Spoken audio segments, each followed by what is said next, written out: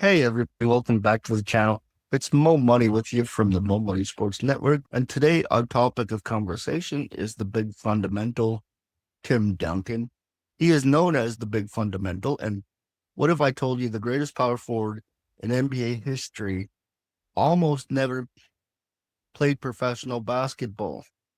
That the man who would go on to win 5 championships and collect 2 MVP awards and completely redefine what it meant to dominate the paint, almost chose a completely different path in life. Today, we are diving deep into the legendary career of the great Tim Duncan, a man who fundamentally sound, so mechanically perfect, so quietly devastating that the entire league spent 2 decades trying to figure out how to stop him and mostly failed. Let me take you back to the beginning because this story starts somewhere most people do not expect. Tim Duncan grew up in the United States Virgin Islands, and his first athletic love was not basketball at all. It was swimming.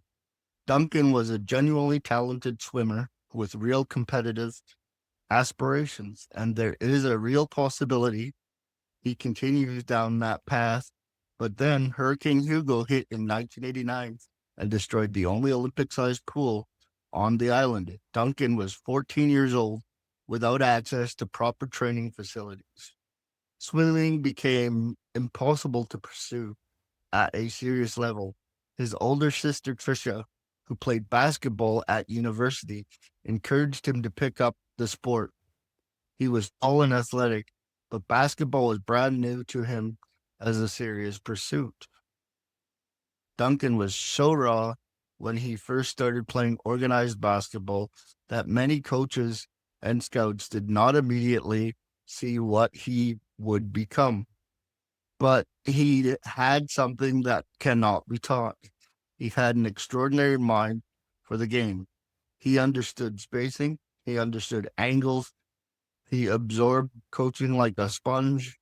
By the time he was playing high school basketball, it was becoming clear that this young man from the Caribbean islands and was had something special.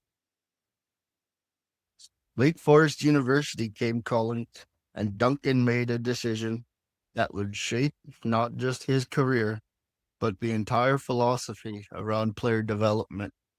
He stayed all 4 years in an era where talented players would jump into the NBA after 1 or 2 seasons. Tim Duncan chose to complete rather, his education and play college basketball until he graduated. He majored in psychology, which, when you think about how he approaches the game, makes perfect sense. He was studying people, studying pressure, studying how minds work under stress. Those 4 years at Wake Forest were remarkable. Duncan became one of the first, one of the most dominant players in college in the country, finishing his career as the all-time leader in rebounds and shot blocks in ACC history. He was an academic All-American. He developed the full arsenal that he would terrorize the NBA defenses for nearly 2 decades with. The bank shot became his signature, a shot he refined and trusted in ways that looked almost old fashioned but proved absolutely timeless. When the 1997 NBA draft arrived, Tim Duncan was the obvious, unanimous, undeniable first overall pick. The San Antonio Spurs selected him. And what happened next is one of the greatest partnerships in the history of professional sports, never mind the NBA. Duncan arrived in San Antonio and immediately connected with head coach Gregg Popovich, otherwise known as Pop. Now, this relationship deserves its own conversation because it was not immediately smooth. Popovich is famously demanding, blunt, and direct to a degree that can be jarring to young players, but Duncan had the psychology background. He understood that the message behind the delivery was the important thing. He received criticism and processed it and improved their mutual respect, deepened into something that became the foundation of an entire dynasty. In his rookie season, Duncan averaged over 21 points and nearly 12 rebounds per game. He won Rookie of the Year and immediately showed that the transition from college star to the NBA elite was going to be seamless. But more importantly, he found his perfect running partner in David Robinson. The Admiral was already an established superstar and future Hall of Famer. Duncan never had that problem. The Twin Towers coexisted beautifully. Duncan learned from Robinson simultaneously, becoming the engine of the offense. In 1999, the 1999 championship was breathtaking in its efficiency. The Spurs rolled through a shortened season and the playoffs with Duncan playing at a level that announced to the entire world that a new force had arrived. He won Finals MVP. He was 23 years old. The dynasty had officially begun. What made Duncan so uniquely difficult to defend was the combination of factors that never seemed to exist in a single player simultaneously. He was 7 feet tall, but moved with the footwork of a smaller player. He could score from the post, from the mid range, from the elbow. The bank shot off the glass was his most reliable weapon, and he deployed it with a consistency that was almost mechanical. Defenders knew it was coming and still could not stop it.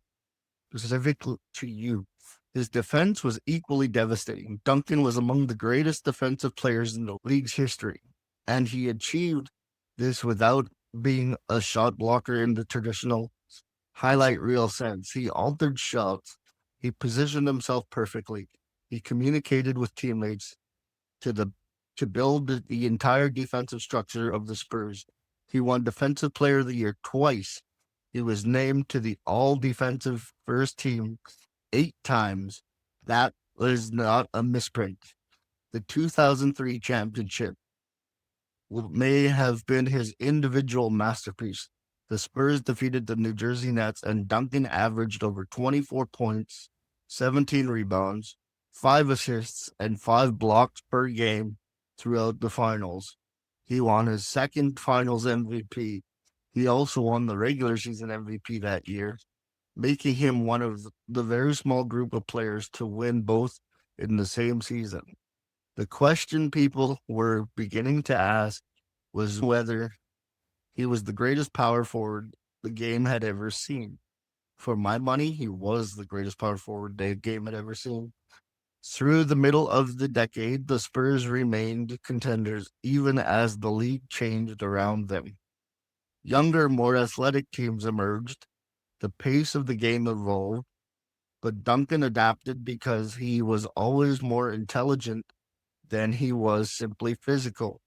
He reduced his explosiveness at his age and increased his reliance on positioning, on reading defenses, on making the right decision rather than the spectacular one.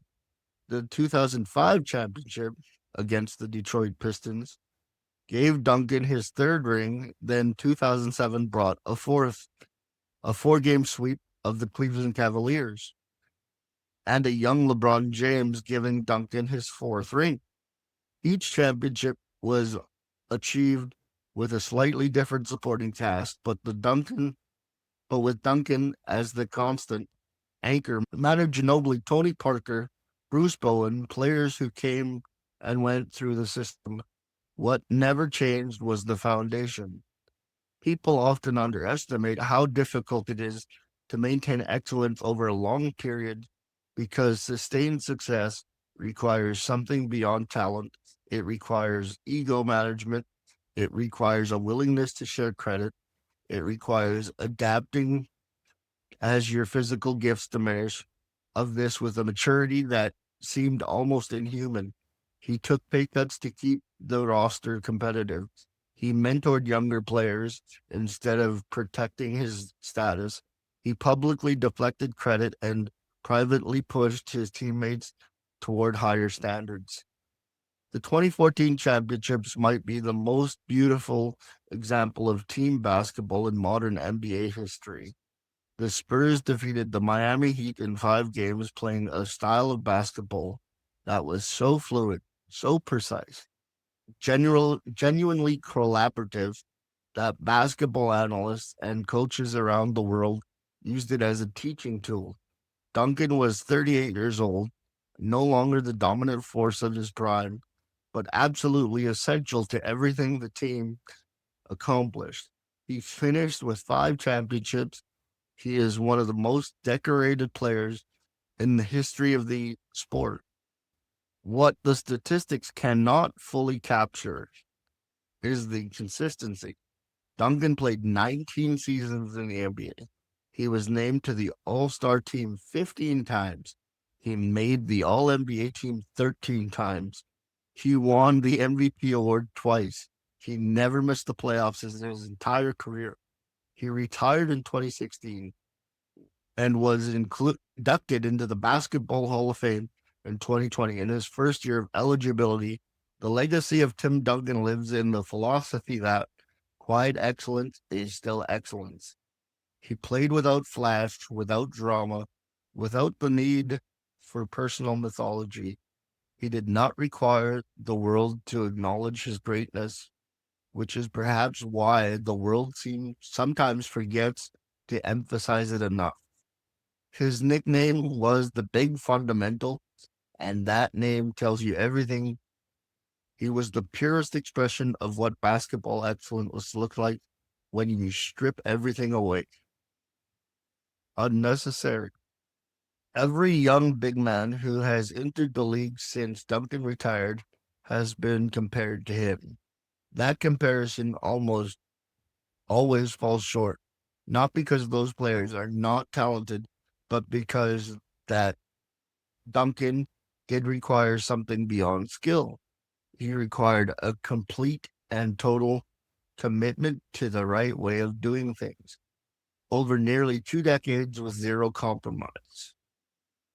Tim Duncan did not just have a legendary career, he showed the basketball world what legendary actually looks like when you do it without asking for any credit at all.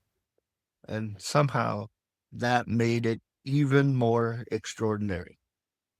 I think Tim Duncan should be up there in that GOAT conversation, but that's just me. I think he doesn't get enough credit for all he's accomplished in the NBA, and he's the greatest power forward the game has seen.